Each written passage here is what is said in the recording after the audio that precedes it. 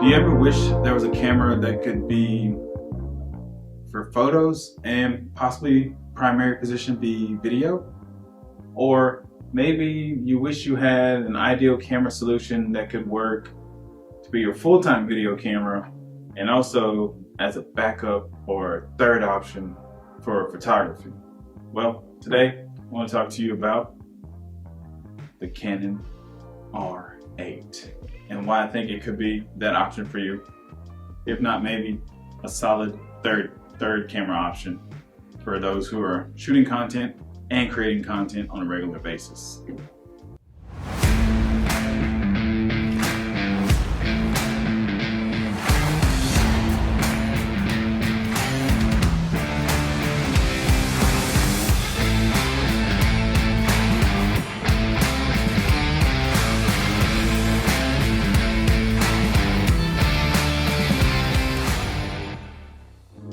Okay, so today I want to talk to you guys about the Canon R8, one of Canon's, I would say, prosumer line camera bodies.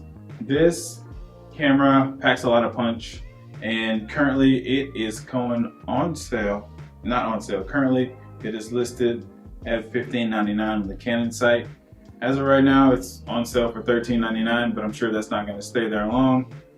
We just had all this tariff stuff, and Canon has just had a little increase in their pricing, which to be understood, right? In this crazy time we're living in, is just part of it. But this is a solid camera body. We've had it for a little bit less than a week, so we haven't done a long-term usage on it, but we've primarily been using this camera for video, and it has exceeded our expectations. So if you've been following the channel for a while, you've noticed we've been doing a lot more podcast style videos.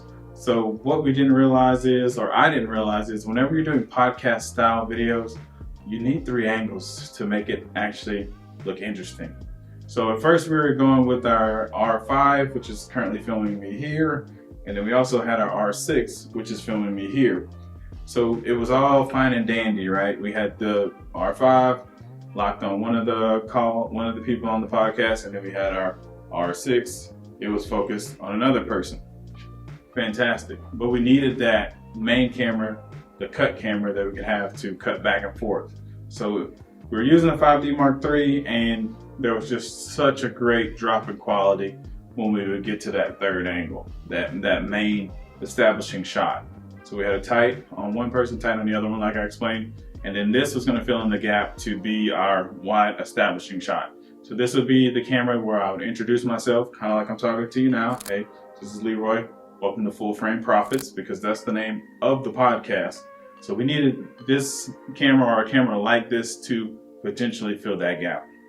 Now, things that I love about this camera and things that I do not love about this camera. Obviously, we're just renting this camera now. We have not decided to purchase it yet. There's another camera, the Canon R7, that I think might actually be a better option for us than this camera. One thing that drives me a little bit bananas about this camera is there's only one memory card slot. And if you're like me, you're not into having all your data written on one card when you're doing photography. Whenever I'm doing photography, I want my stuff on 2 different cards. I'm writing RAWs on slot 1 and RAWs on slot 2. So if something goes wrong with slot 1, I still got slot 2. And then when I come back to the studio, I can keep stuff on one card and then back up on Dropbox and put it all in our team's processes to make sure stuff's backed up properly on Dropbox and on the physical hard drives in the studio and the ones that I have in my home. So we're making sure that our data is everywhere we need to be, safe in the cloud. So the idea of only having one card in the camera kind of makes me nervous. Another thing that made me nervous about this camera is it doesn't have a mechanical shutter. So when you open this up, you're straight at the sensor.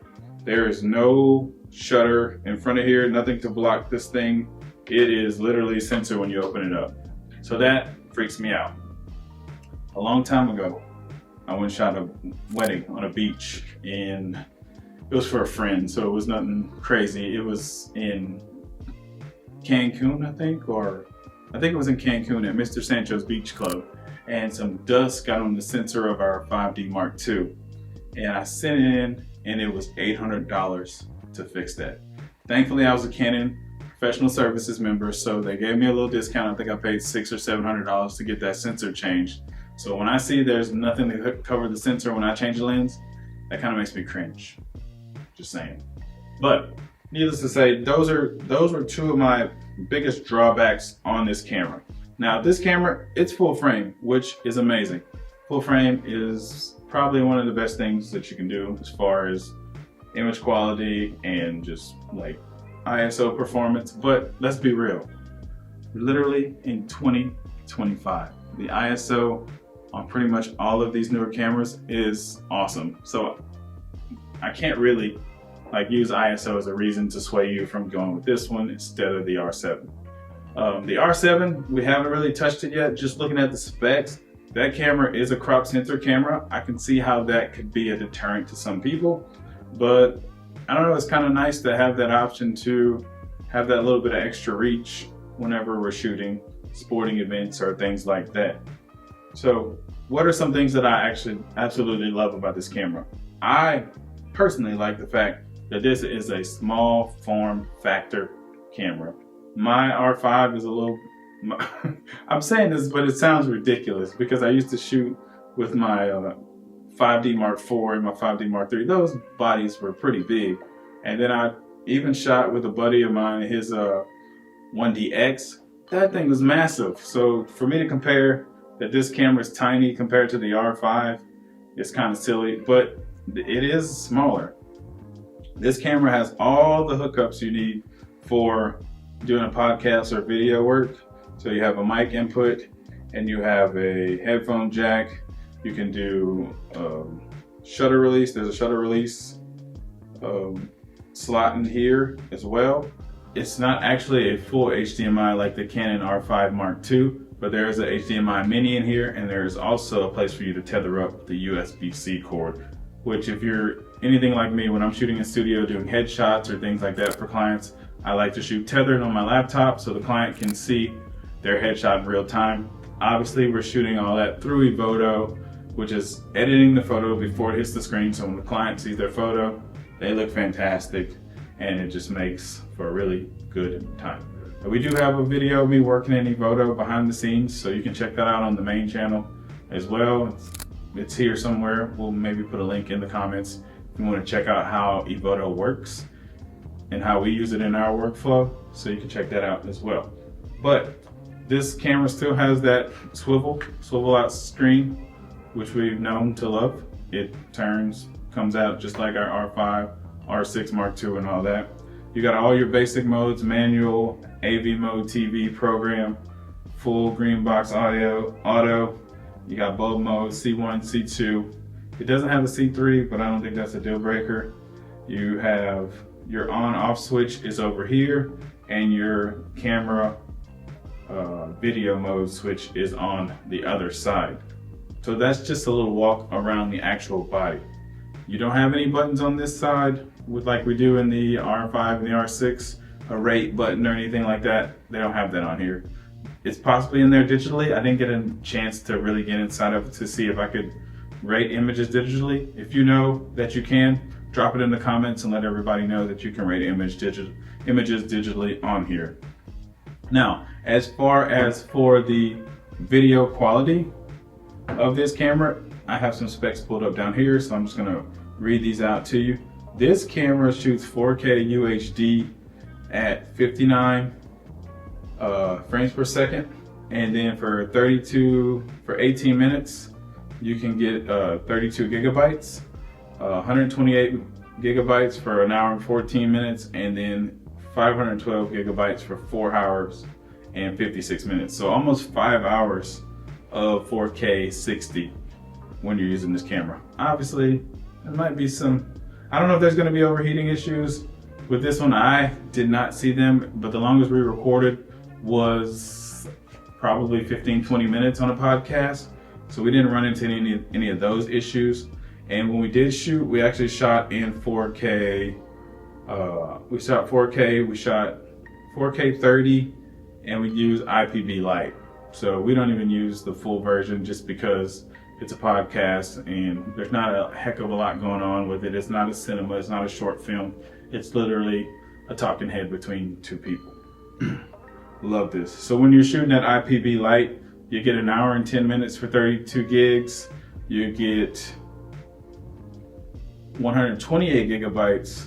You'll have 4 hours and 43 minutes, so almost 5 hours. And then 18 hours and 52 minutes when you're shooting at for 512 gigs. So 512 gigabytes for 18, almost 19 hours. Now, what I will also say about this camera body is it doesn't take an LPE6 style battery. It's going with those older, it's going with the, kind of reminds me of the Rebel batteries. I don't have it in here right now. It's actually on the charger because I'm charging it. And I only had one with this when I rented this camera. So it's not the same battery as the LPE6 that we were used to seeing in the 5D series, the R5 series cameras, the R6, and if I'm not mistaken, I think the R7 also uses the LPE6 batteries. Correct me in the comments if I'm wrong, but I'm pretty sure that's the battery that it uses. So that's just some of my thoughts on this camera. I did take some still photos on it. I didn't have an issue with any of those. They all look fantastic. It's really nice. It's small. It's lightweight. It's really fast. It catches focus just as good as my R5 for the most part, and my R6 Mark II. I really didn't battle test it. I didn't put it in a dark church in the middle of the night with candlelit ceremony. So obviously in normal, regular conditions of high school gym or a podcast, it gets a darn good quality image. It has just about everything you need to get started. So who's this camera for? That's kind of why we're here. Is this camera for you? I think if you're already in that Canon EOS line and you're thinking of going mirrorless and you don't really want to break the bank, maybe you're not a super high-end pro, but you're wanting to dip your toe into mirrorless, this is a good option for you. If you're a seasoned pro and you're shooting constantly and you're going to put some wear and tear on this machine, then I think you definitely probably want to go up to the R7 or maybe even the R6 Mark II. The reason being is that dual memory card option. I just can't get around it. And maybe I'm making a big deal out of nothing, but whenever I'm on a job, I want a little bit of surety. I can't tell you how many times 2 memory cards have just gave me more peace of mind and probably even saved my butt, because maybe someone in the studio erased the card and didn't realize that we didn't really back it up everywhere it needed to be backed up. So we pulled out the second card that was in there and it worked fine. Granted, I will say another good thing about the R7 and the R6 Mark II is they are both the same memory card. So it's 2 SD cards versus my R5, it's a CF Express and a SD card. So if that's something that drives you crazy, I could see why being on an R6 or an R7 would be an advantage to this camera. But other than that, that's pretty much just my initial views on this camera, what I think about it, why I think it's a good fit, and things that irked me about it. So if you're looking for another camera, maybe rent it, try it first before you buy it. That's what I always do. And if you're looking for somewhere to rent, you can always rent from your local camera store. If there's a camera store around you. I know recently we were in Arlington Camera. I did not realize that you can go in there and borrow stuff and rent stuff and bring it back. So they have that whole option out there.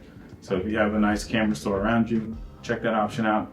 If not, Lens Rentals is always a good place to rent. You can always get Lens Rentals HD. I think it's $100 a month at this current time, $100 a year, not a month, $100 a year, where you can get access to pretty much all the equipment that they have.